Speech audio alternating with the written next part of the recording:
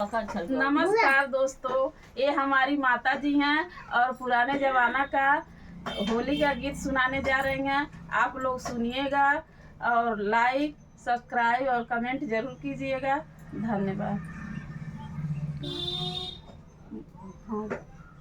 राती करार पिया कर से जियन पर देव झूलनी बनवाई। राती करार पिया कर से जियन पर देव झूलनी बनवाई। राती करार पिया कर से जियन पर देव झूलनी बनवाई। राती करार पिया कर से जियन पर देव झूलनी बनवाई। हो तभी नैया बिसरी गो बतिया ना झूलनी बनवाई। हो तभी नैया बिसर गई बतिया ना झूलनी बनवाई। हो तभी नैया बिसरी गो बतिया ना झूलनी बनवाई। हो तभी नैया बिसर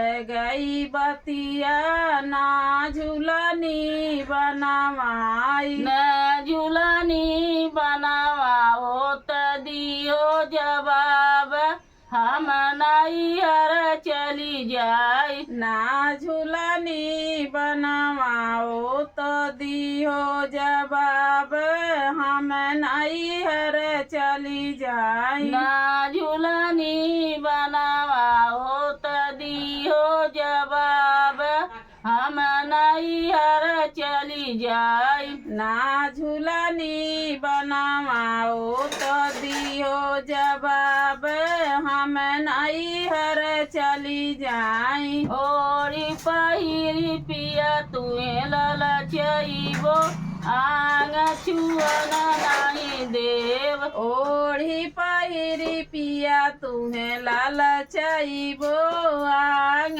छुअन नहीं देव। ओढ़ी पहिरी पिया तुहे ललचइबो आंग छुअन नहीं देव। ओढ़ी पहिरी पिया तुहे ललचइबो आंग छुअन नहीं देव। पेड़ा मिठाई मोरे अंगिया में, यार पेड़ा मिठाई मोरे अंगिया में चली आवा देवर नवरंगिया। पेड़ा मिठाई मोरे अंगिया में चली आवा देवर नवरंगिया में। अरे पेड़ा मिठाई मोरे अंगिया में चली आवा